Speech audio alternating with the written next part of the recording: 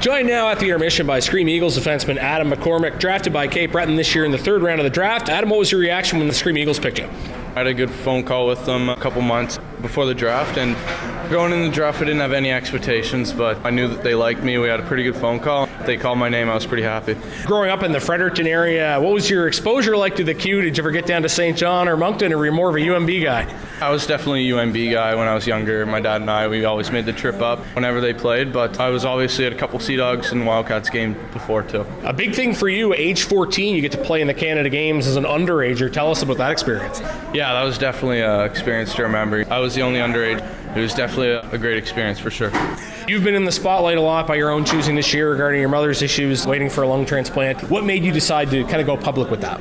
I just think it's a good thing to publicize lung transplant, organ donation. The more that gets publicized, the better it could be. And as a result of that, you've done a lot of interviews like this, not just with your home radio announcer, but a lot of media outlets. How do you think all those interviews and all that media exposure, how do you think that's matured you as a person in this last few months? For sure, especially as a topic like that, it always definitely mature you in multiple ways. I think it definitely has.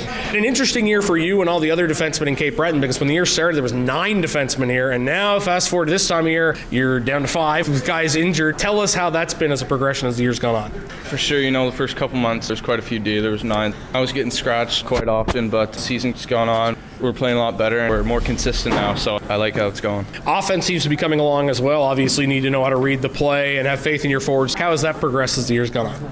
For sure, especially at this level, the speed's obviously picked up, but last year in midget, I kind of started the offensive way a little bit, but this year it's progressed a lot more. We just hit on it to the Olivier LeBlanc injury. The first game he was hurt, you guys basically 5D for about 55 minutes. How challenging is that for a young defenseman? How do you guys respond to that challenge? He's our leader out there, and whenever you see a guy like that go down, it's never good, but you got to rise to the occasion and step up when a player goes down. Lastly, I'll ask, fans have had a chance to see you for a few months now. If somebody hadn't seen Adam McCormick, how would you describe yourself as a player?